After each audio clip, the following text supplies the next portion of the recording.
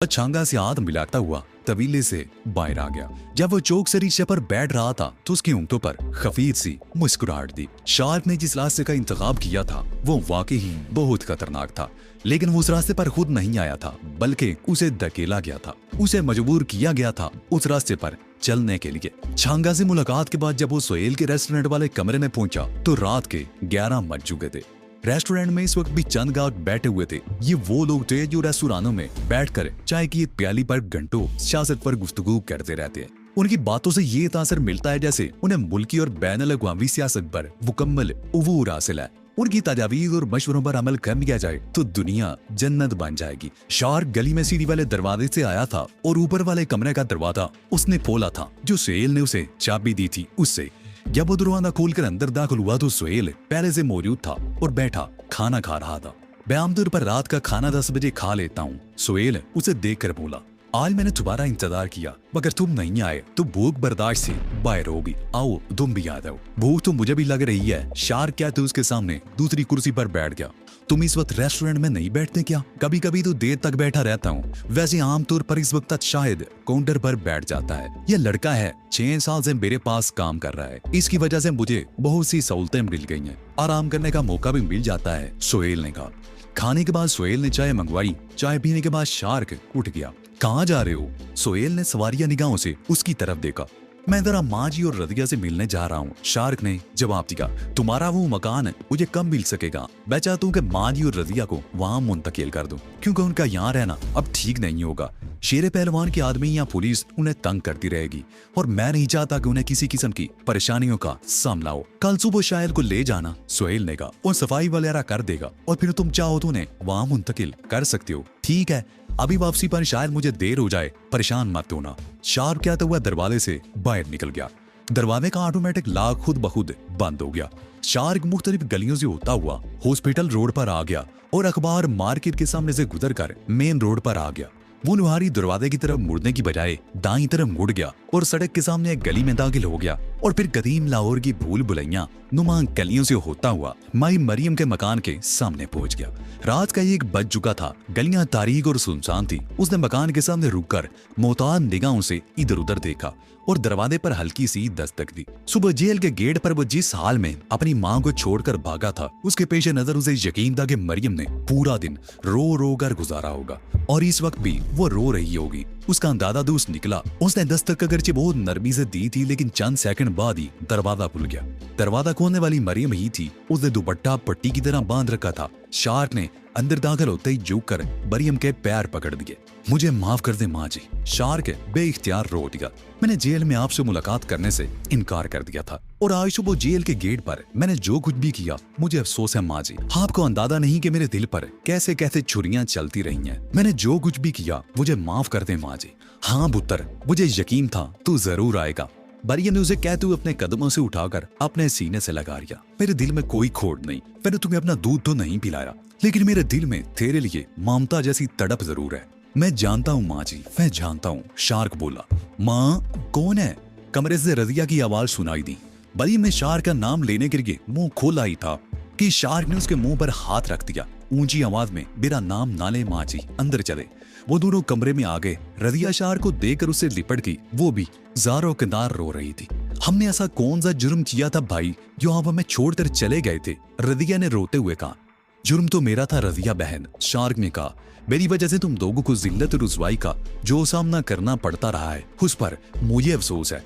सुबह माँ जी से मैं इसलिए दामन छुड़ा कर भागा था कि मेरा एक दुश्मन भी जेल के दरवाजे पर मौजूद था। वो बहुत खतरनाक लोग हैं और उन्हें पुलिस की सरपरस्ती हासिल है। अब तक तो वो लोग मुझे सिर्फ परेशान ही करते रहे हैं, लेकिन मुझे शुबा था कि माँ जी को मेरे साथ देकर वो तुम लोगों को भी परेशान करना शुरू कर देंगे। लेकिन अब मैंने बंदोबस्त कर लिया है। हम कोई बाई का लाल मेरी तरफ उंगली भी नहीं उठा सकेगा। अब मैं 24 घंटे तुम लोगों के साथ तो नहीं रहूंगा, इसलिए मैंने तुम लोगों के लिए बंदोबस्त भी कर लिया है। तुम लोग कल मेरे साथ चलोगी। कहाँ? मरियम ने चौंक कर उसकी तरफ देखा। यहाँ तुम लोगों को अकेले रहना ठीक नहीं है, शार्क ने जवाब दिया। मैंने बागबानपुरा में एक मकान का बंदोबस्त कर लिया है। कल रात तक अपनी जरूरी चीजें समेट लेना, बहुत जरूरी चीजें, ज्यादा से ज्यादा ट्रंक, फालतू कोई चीज नहीं। नए घर में हर चीज मौजूद होगी और यहाँ किसी को बताने की जरूरत नहीं कि तुम लोग कहाँ जा रहे हो। मैं कल रात 10 और 11 बजे के दरमियान आऊंगा। तुम दोनों मेरे साथ चलोगी। तो क्या हमें चोरों की तरह ये घर छोड़ना पड़ेगा? मरियम बोली। कुछ ऐसे की बात है माँ जी, उसके बाद हम फिर आ जाएंगे। शार्क ने कहा। बात क्या है, मुझे बताता क्यों नहीं? मरियम ने उसे घूरा। आप सब कुछ जानती हैं माँ जी, शार्क ने जवाब दिया। बाज लोग पुलिस के साथ मिलकर बिलावरा मेरे दुश्मन बन गए हैं। मैं चंद रोज के लिए बाहर जाना चाहता हूँ। मुझे शुबा है कि मेरी अदम मौजूदगी में वो लोग आपको परेशान करेंगे, इसलिए मैंने इस मकान का बंदोबस्त किया ताकि वो लोग आपको कोई नुकसान ना पहुंचा सके। अच्छा मैं चलता हूँ, कल रात 10 बजे आप लोग तैयार रहिए। थोड़ी देर तो बैठो ना भैया, मैं आपके लिए चाय बना कर लाती हूँ, रदिया ने कहा। इसने तुम्हारे गांव में सुबह से कुछ नहीं खाया शार्क बेटे, मरियम ने उसे बताया। माँ खाया तो तुमने भी कुछ नहीं, सुबह से रो रो कर हलकान हो रही हो, रदिया बोली। शार्क के दिल पर गुमसा सा लगा, वो बारी बारी उन दोनों के चेहरे देखने लगा। अच्छा चलो तुम रोटी पकाओ, मैं तुम लोगों को खिला कर जाऊंगा, शार्क बोला। रोटी तो मैंने शाम को पकाई थी, लेकिन ना इसने कुछ खाया और ना मैंने।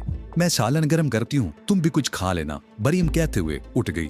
मरियम बावर्ची खाने में चली गई और शार्क रदिया से बातें करता रहा और फिर उन दोनों के साथ उसे भी थोड़ा बहुत खाना पड़ा था। और जब वो मकान से बाहर निकला तो 3 बज रहे थे।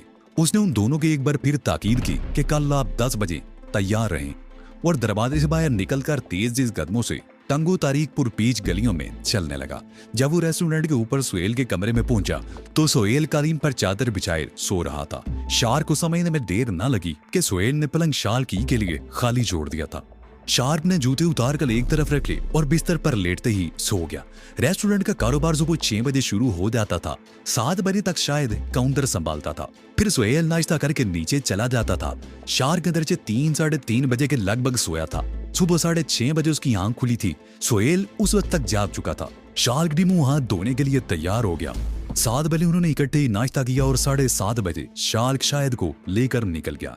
जब वो बागमान पूरे पहुंचे तो 8:30 बज चुके थे। बागमानपुरा टेलीफोन एक्सचेंज बिल्डिंग के करीब वाके रोड पर वसीउ अरीज कोटियों के अतम में बुतवस तबके की आबादी पर मुश्तमिल वो इलाका साफ सुथरा था। वो रिक्शे से उतरकर एक गली में दाखिल हो गए। उस गली का तीसरा मकान था। शार्क के अंदाजे के मुताबिक वो मकान एक कनाल पर मुश्तमिल था। मकान के आगे दरवाजे के दोनों तरफ दीवार के साथ मुख्तसर क्यारियां बनी हुई थी, लेकिन देखभाल ना होने की वजह से पौधे सूख चुके थे। शायद ने जेब से चाबी निकालकर दरवाजा खोला और वो दोनों अंदर दाखिल हो गए। एक मुख्तसर सा पुख्ता सेन था और कमरे थे। एक ड्राइंग रूम और 3 बेडरूम। किचन में कैबिनेट बने हुए थे। तमाम कमरों में पंखे और मरकरी ट्यूब लाइट्स लगी हुई थी। मैं हर महीने यहाँ आता हूँ जी, सफाई वगैरह करके जाता हूँ। जो बिल वगैरह आते हैं वो भी ले जाता हूँ। सोहेल साहब बिल हर महीने बाकायदगी से जमा करवाते हैं ताकि बिजली, गैस या पानी की लाइन ना कट जाए। शायद ने बताया। मेरा ख्याल है फर्श और दीवारें वगैरह जरा झाड़नी होंगी, शार्क बोला। 10 दिन पहले यहाँ की सफाई करके गया था, फिर भी थोड़ी बहुत झाड़ पोंछ तो करनी होगी। और यहाँ पर दूसरा फर्नीचर भी सेट करना पड़ेगा। सारा फर्नीचर इस कमरे में बंद पड़ा है, शायद ने कहा। शार्क ने वो कमरा खुलवा कर देखा। निवाड़ी पलंग, सोफे, कुर्सियां, सेंट्रल टेबल और घर में इस्तेमाल होने वाला सारा फर्नीचर यहाँ मौजूद था। ऐसा करो तुम झाड़ पूछ कर लो, मैं थोड़ा सा सामान ले आऊं। यहाँ बाजार कहाँ है जहाँ हर चीज मिल सके, शार्क ने कहा। मेन रोड से तांगे पर बैठ जाएं। बागमानपुरा का बाजार बहुत मशहूर है, हर चीज मिल जाएगी आपको। आप इत्मीनान से जाएं जी, मैं ये सारी चीजें सेट कर दूंगा। सोहेल साहब ने मुझे सब कुछ बता दिया था। 10 बजे तक मुन्ना भी आ जाएगा, यूं मिनटों में काम खत्म हो जाएगा, शायद ने कहा। शार्क मुस्कुरा दिया। मुन्ना भी रेस्टोरेंट का वेटर था। शार्क शायद को मकान में छोड़कर बाहर आ गया। सामने वाले मकान के दरवाजे पर 2 औरतें खड़ी थी। वो इसी तरफ देख रही थी। शार्क रोड पर आकर तांगे में बैठ गया। बागमानपुरा बाजार बहुत लंबा चौड़ा था। उसका एक सिरा शालामार बाग की दीवार तक चला गया था। शार्क 2-3 मरतबा माँ बाप के साथ शालामार बाग की सैर को आया था, मगर ये बाजार उसने कभी नहीं देखा था। शायद ने ठीक ही कहा था, यहाँ जरूरत की हर चीज मौजूद थी। बकौल शेख से सुई से हाथी तक दस्तयाब था। रात को छांगे ने नोटू पर जो बंडल दिया था वो शार्क की जेब में ही था। वो घर की जरूरत की चीजें खरीदता रहा। जब वो लदा बुदा वापस पहुंचा तो 11:30 बज रहे थे। मकान के सामने एक रेड़ा खड़ा था। मुन्ना और शायद उस पर लदा हुआ फ्रिज उतार रहे थे। ये वही फ्रिज था जो रेस्टोरेंट के ऊपर वाले कमरे में रखा हुआ था। फ्रिज और शार्क का लाया हुआ सामान अंदर पहुंचा दिया गया। शायद कमरों, फर्श और दीवारों की झाड़ पूछ कर चुका था। एक कमरे में भरा हुआ फर्नीचर निकालकर वो सेन में रखने लगे और फिर तीनों मिलकर फर्नीचर साफ करने लगे। 3 बेडरूम्स थे और उसी हिसाब से पलंग भी थे। जब वो सारा सामान सेट करके निकले तो दोपहर के 4 बज रहे थे। मायर निकलते ही शार्क की नजर उस औरत पर पड़ गई जो सामने वाले मकान के दरवाजे में खड़ी थी। उसने शाहिद को आवाज दी। वो यकीनन उसे जानती थी। कोई नया किराएदार आया क्या? नहीं बाजी, शाहिद ने मुड़कर जवाब दिया। सोहेल साहब की खाला और उनकी बेटी आ रही हैं सियालकोट से, अब वो यहीं रहेगी। ये सोहेल साहब के खालादाद भाई हैं। आप लोग ख्याल रखिएगा बाजी, वैसे भी मैं यहीं रहूंगा। शार्क चौंके बगैर ना रह सका। सोहेल ने वाकई अक्लमंदी का सबूत दिया था। उसने फ्रिज भी भिजवा दिया था। शार्क ने फ्रिज ऑन कर दिया और गोश्त, दूध और कच्ची सब्जियां भी लाकर रख दी थी। किचन में रखे जाने वाले नए बर्तन बड़े सरीके से आरास्ता किए गए थे। वैसे उसे ये जानकर इत्मीनान हुआ था कि शायद यहीं रहेगा। सारे दिन के काम से शार्क बुरी तरह थक गया था। रेस्टोरेंट के ऊपर वाले कमरे में पहुंचते ही वो बिस्तर पर गिर गया। थोड़ी देर बाद सोहेल भी ऊपर आ गया। सेट हो गया घर? उसने कुर्सी पर बैठते हुए शार्क की तरफ देखा। हाँ, कोशिश तो की है कि जरूरत की हर चीज डाल दी जाए।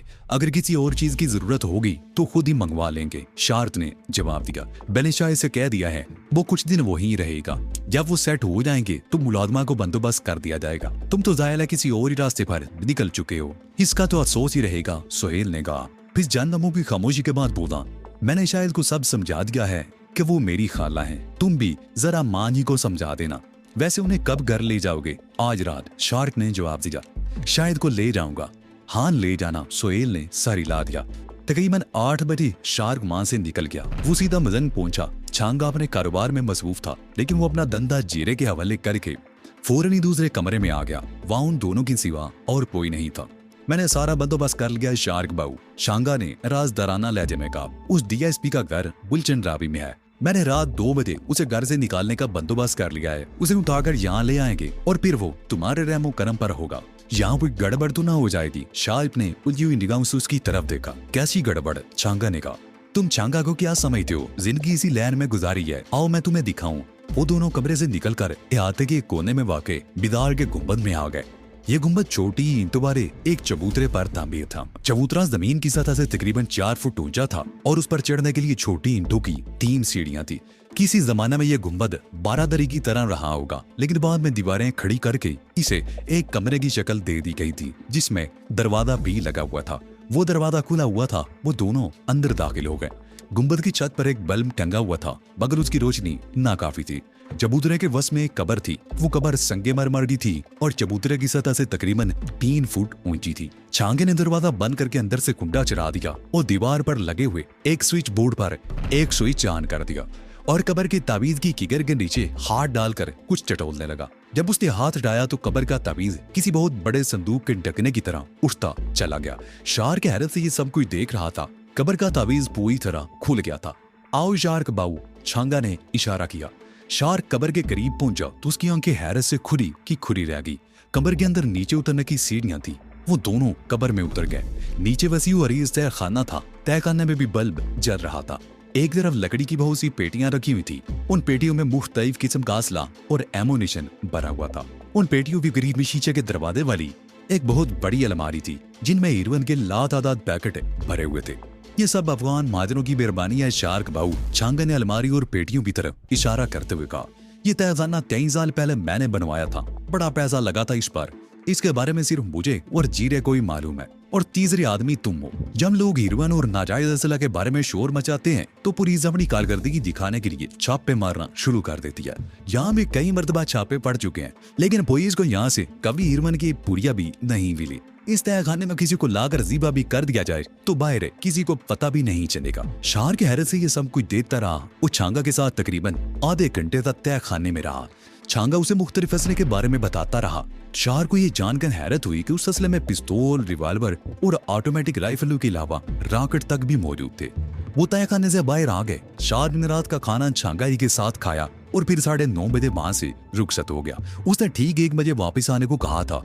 चौक पर आकर उसे फौरन ही रिक्शा मिल गया। इस तरह शार्क जब रेस्टोरेंट पहुंचा तो 10 बज चुके थे। उसके पास वक्त बहुत कम था। एक ही गिल्लमा कीमती था। वो शाहिद को लेकर फौरन ही मरियम के घर की तरफ रवाना हो गया। मरियम और रज़िया तैयार बैठी थी। शार्क की हदायत के मुताबिक उन्होंने सिर्फ 2 सूटकेस तैयार किए थे, जिनमें कपड़े और इंतहाई जरूरत की चीजें रखी हुई थी। उस वक्त रात के 10:30 बजे थे। गली में इक्का दुक्का लोगों की आमदोरफ्त थी। शार्क को शायद दोनों सूटकेस उठाकर मकान से निकले और सामने वाली गली में दाखिल हो गए। मरियम ने दरवाजे को ताला लगाते हुए हसरत भरी निगाहों से अपने मकान की तरफ देखा और रविया का हाथ थामकर उनके पीछे गली में दाखिल हो गई। गलियों ने गलियां में होते हुए लुहारी गेट से काफी आगे मेन रोड पर आने में 15 मिनट लग गए। वहाँ 1-2 टैक्सियां खड़ी थी। शार्क ने एक टैक्सी में सामान रखवाया और वो चारों अंदर बैठ गए।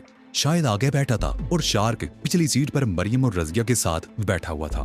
शार्क ने ड्राइवर को रेलवे स्टेशन चलने को कहा था। टैक्सी जैसे ही रेलवे स्टेशन के सामने रुकी, कई कुली उनकी तरफ झपटे थे, मगर शार्क ने कुलियों को मना कर दिया और सामान उतरवाकर टैक्सी को रुखसत करने के बाद इंक्वायरी ऑफिस की तरफ चला गया। तकरीबन 10 मिनट बाद वो वापस आया। उसने एक और टैक्सी रोकी और सामान लाद कर उसमें सवार हो गए। उस ड्राइवर को उसने बागबानपुरा चलने को कहा था। ये सब कुछ शार्क ने एहतियात के तकादे को मद्देनजर रखते हुए किया था। जब वो बागबानापुरा पहुंचे तो 12 बज रही थी। अच्छा मां जी, शार्क ने सामान अंदर रखवाने के बाद कहा, मैं जा रहा हूँ, 1-2 दिन में मुलाकात होगी, ये शायद यहीं रहेगा। कोई भी जरूरत हो, कोई भी बात हो, इससे कह दीजिएगा। शार्क उनसे रुखसत होकर जब मदंग पहुंचा तो 1:05 हो चुके थे। छांगा के 3 आदमी तैयार खड़े थे, उनमें जीरा भी था। वो शार्क का इंतजार कर रहे थे। छांगा ने शार्क के हाथ में एक पिस्तौल थमा दिया। ये रख लो, शायद जरूरत पड़ जाए। मैगजीन भरा हुआ है, छांगा ने कहा।